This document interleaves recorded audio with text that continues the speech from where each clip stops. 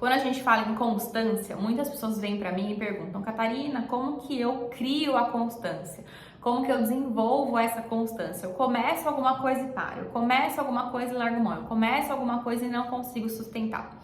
Quando a gente fala de constância, a gente precisa ter claro dois pontos. Constância é presença e constância precisa ter uma razão forte o suficiente para fazer você levantar da cama.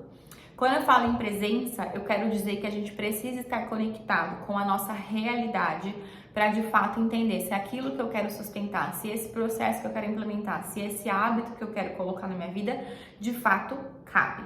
Para isso, eu preciso estar alinhada com a minha realidade, fazer metas realistas e pensar se tá tudo de alguma forma organizado para que eu consiga construir essa constância. Num segundo ponto, é importante a gente ter a clareza de que eu não implemento hábitos que alguém falou que é importante, que tá todo mundo fazendo, ou que eu queria ser igual a tal pessoa. Se eu não tenho os meus motivos pessoais claros para sustentar esse processo, eu não sustento. Até porque eu falei isso no vídeo anterior, que o nosso cérebro é programado para gastar o mínimo de energia possível. Então é importante você ter a clareza que para você construir a constância que você tanto quer, você vai precisar de presença e uma razão forte o suficiente. Mas quando a gente fala de constância, a gente também pode falar de movimentos. E aí quando a gente fala de movimentos, tem uma regra, né, um exercício simples que eu uso muito na minha vida e que eu acho que vale a pena trazer para cá, que é a regra dos 2 minutos. Tudo que levar menos de 2 minutos para fazer, você fará na hora e não irá postergar isso. Então, eu tô aqui com sede, mas eu tô ali compenetrada trabalhando, não levanto e pego água e fico 2 horas ali com sede desidratada. Ao invés de eu ficar postergando, eu vou levantar e pegar água. Tem uma louça pequena ali na pia e eu olho e saio andando fingindo que ela não tá ali. Eu volto e lavo.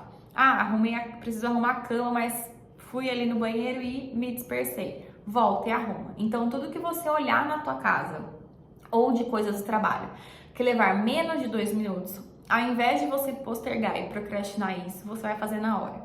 Isso faz com que a gente entre num espiral de movimento. Movimento gera movimento, inércia gera inércia.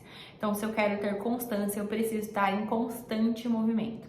É claro que não é um movimento de fazer muitas coisas ao mesmo tempo, porque a gente não é multitasking e não é um movimento desenfreado sem saber para onde eu quero ir. Mas essas pequenas coisas podem começar a te gerar essa sensação de que você dá conta sim de sustentar as coisas que você se propõe.